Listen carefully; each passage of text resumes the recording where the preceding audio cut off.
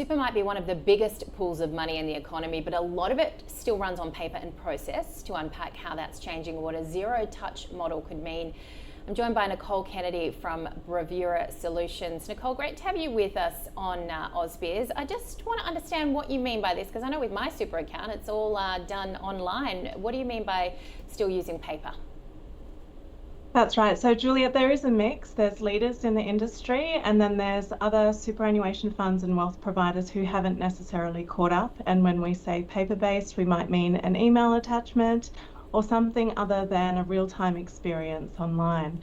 So what we're seeing is a growing gap between leaders in the industry who have leveraged the sophistication of the capability that's now available. Those thought leaders have built out processes in partnership with us that really do make the process simple. I'm glad to hear that your super fund is one of them, but unfortunately that's not the case for all Australians. So why do you think the sector has been so slow to digitise? Look, I think there is a difference in being able to meet people where they're at and an understanding of how complex it is in the background to actually build processes that feel seamless. So our objective is to feel invisible in the process. But what it comes down to is the industry is complex. There is a lot of nuance in the way something needs to be processed or actioned, and whether that is administration or financial advice, there are legitimate channels where a human needs to assist someone in that process. So getting the mix between a digital process and a seamless, frictionless experience, and actually being able to triage and direct someone to the support they need, it is complex, and it requires investment and thoughtfulness to do it properly, and not everyone has the confidence or the means to do that. So you're trying to fill the gap here at Bravura. You're talking about this zero-touch administration model. What does that actually look like?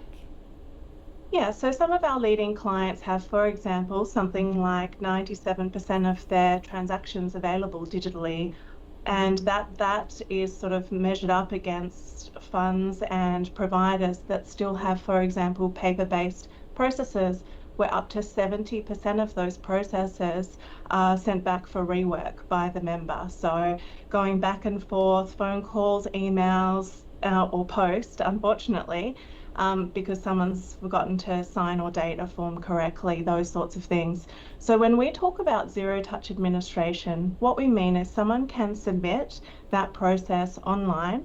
There'll be upfront validation so that by the time it's submitted, it's in good order and can then flow through. But what a really critical part of this process is, besides the triage that I touched on, is the transparency from that point onwards. So really, it isn't a given that someone would be able to see exactly where the transaction is up to all the way through. And I'm talking about simple transactions, but also complex transactions like financial hardship or insurance claims, which we've seen get a lot of attention in the industry. So being able to see where that's up to, what's happened, what's going to happen next, what you can expect, and be able to access that information 24/7.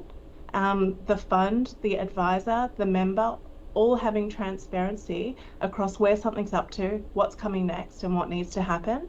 That is unfortunately not where the industry is operating at large at the moment.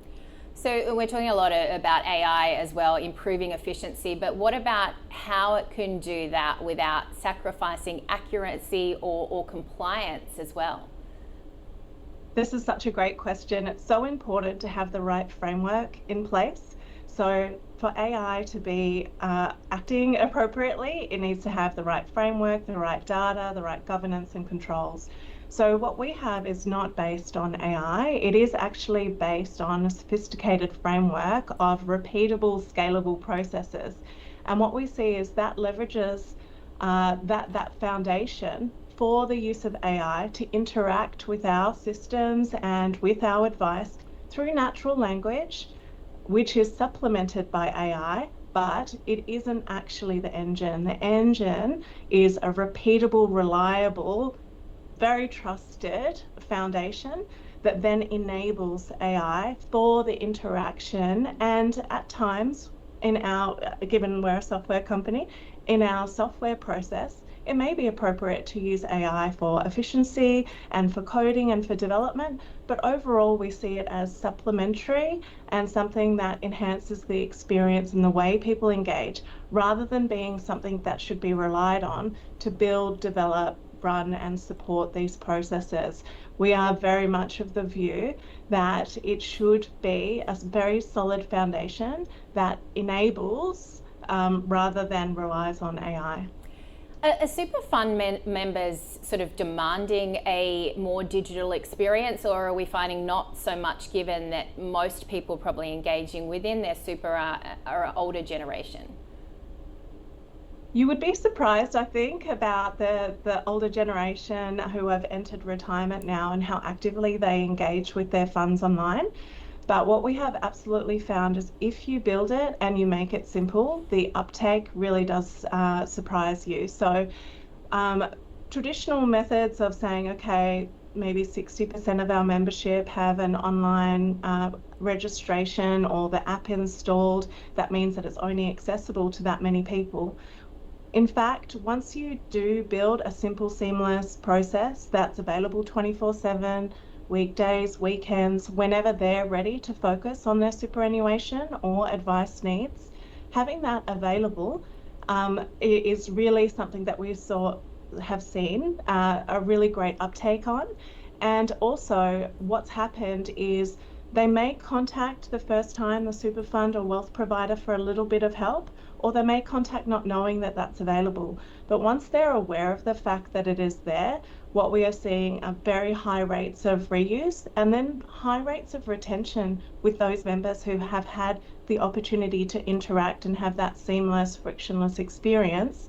So you see that it sort of builds on itself because it builds trust, it builds reliability, and that frictionless process really is what a lot of Australians are looking for, regardless of age. And I assume automation obviously would hopefully mean reduced costs for funds and outcomes for members. So looking ahead 5 years, what do you think the superannuation experience will look like? Yes, that's exactly right. And that is what we set out to achieve. It is lower cost to be able to scale efficiently. So obviously, once you have built it, it's available for everyone to use and leverage. And the way that we have approached it is to be repeatable across funds and to scale effectively as our partners and our funds grow in size. So in 5 years' time, I like to think that we don't even know what that looks like yet. So we started building some of this digital advice and administration, straight through processing, zero-touch administration 4 or 5 years ago, and now it's really embedded in the market. We've got AI as a current theme and interest, and something we can obviously actively leverage at the moment, which is exciting. Our aspiration is for purely zero touch. And I think in future, what we'd really like to see is technology being leveraged, again, to lower the cost, improve the experience.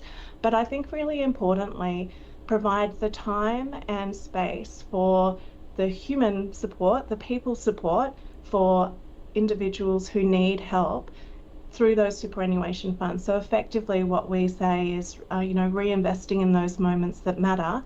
So people have the time, funds have the investment to actually focus on the things that are going to matter to members who still need to actively interact with people at the fund, and then reinvest in, the exciting things we're looking at with our clients at the moment that will be live in 12 months, 2 years from now, and then again looking at what comes next after that. Technology is evolving rapidly, and you want to be in a position to leverage that opportunity as soon as it comes.